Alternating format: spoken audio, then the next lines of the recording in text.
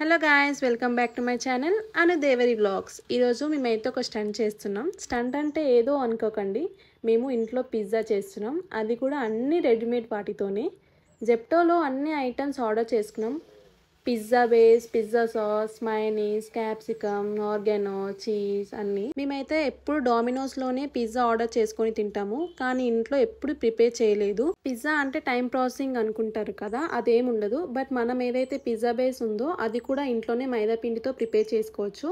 మాకు టైం లేకుండా అందుకే మేము ఆర్డర్ చేసుకున్నాము. ఇప్పుడు సింపుల్గా వెజ్ పిజ్జా ఎలా తయారు చేసుకోవాలో చూసేద్దాం. సో ఫస్ట్ పిజ్జా బేస్ తీసుకొని దాని మీద హోల్స్ ఉంటాయి కదా, అవి కొంచెం క్లోజ్ ఉంటాయి. మళ్ళీ మనం ఫోక్ స్పూన్తో ఆ హోల్స్ చేసుకోవాలి. అప్పుడు ఏంటంటే ఏదైతే మనం పిజ్జా ఓవెన్లో పెట్టినప్పుడు మంచిగా అబ్జర్వ్ చేసుకొని ఫ్లఫీగా పిజ్జా రెడీ అవుతుంది. ఇంకా పిజ్జా సాస్ తీసుకొని మనకు తగ్గట్టు వేసుకొని పిజ్జా బేస్ మొత్తం రబ్ చేయాలి. పిజ్జా సాస్ అయితే పుల్ల పుల్లగా, తీయగా, కారంగా ఉంటుంది. ఇంకా ఏం యాడ్ చేయాల్సిన అవసరం లేదు.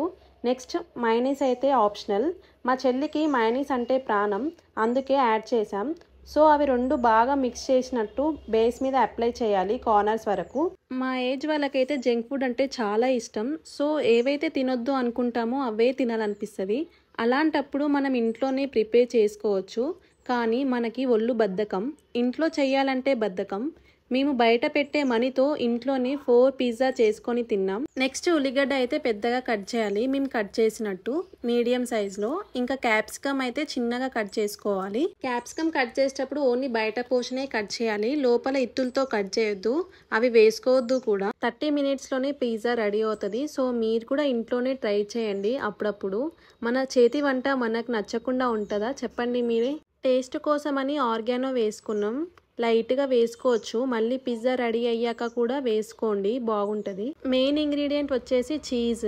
గుమ్మరియకుండా కొంచెం కొంచెం నిండుగా వేసుకోవాలి. సో చీజీ పిజ్జా చాలా బాగుంది. మనం ఎంత లాగితే అంత లాగ్ అవుతుంది.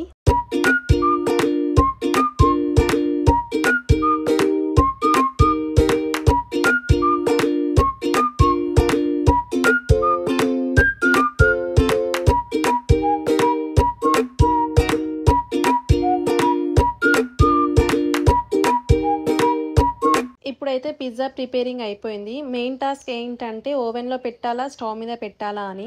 ప్యాన్ మీద కూడా చేసుకోవచ్చు. మేము ఫస్ట్ టైం స్టవ్ మీద చేసాం, ఏం బాగా రాలేదు.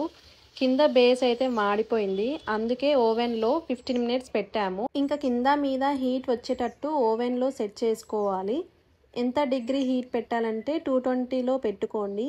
అండ్ పిజ్జా పెట్టే ముందు ఒక 5 మినిట్స్ ఓవెన్ హీట్ చేసుకోవాలి, తర్వాత పిజ్జా పెట్టాలి. మేము ఇంకో పిజ్జా చేస్తుంటే మిడిల్లో కరెంట్ పోయింది. ఇంకా మా చెల్లి ఆగకుండా స్టవ్ మీద ప్యాన్ పెట్టి ఆయిల్ అప్లై చేసి ఓవెన్ల నుంచి పిజ్జా తీసి ప్యాన్ మీద చేసుకుంది. ఇంకా అదేమో మాడి మస్ అయిపోయింది. కరెంట్ వచ్చే వరకు ఆగొచ్చు కదా, తింగర్ పనులు చేస్తే ఇలానే అవుతుంది. పిజ్జా అయితే ప్రిపేర్ అయిపోయింది. ఓవెన్లో చేసింది చాలా బాగొచ్చింది.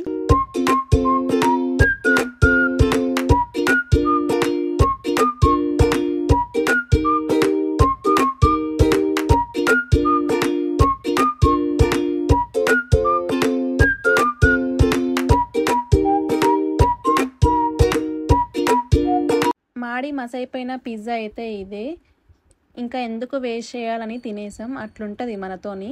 ఇంకా పిజ్జా వేడిగా ఉంటుంది కాబట్టి మెల్లగా కత్తితో కట్ చేసుకోవాలి. ఈ 2 పిజ్జాస్ ఎవ్వరికి సరిపోలేదు, ఇంకా 2 పిజ్జాస్ చేసుకున్నాం, అవి ఇంకా మంచిగా వచ్చినాయి.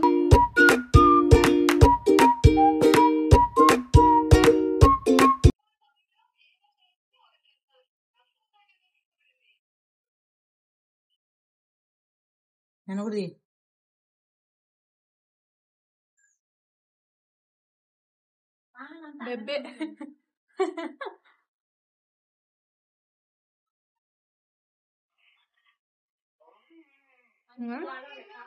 దగ్గర చెప్పంటారు ఏంటి దగ్గర లేదు అది చీజ్.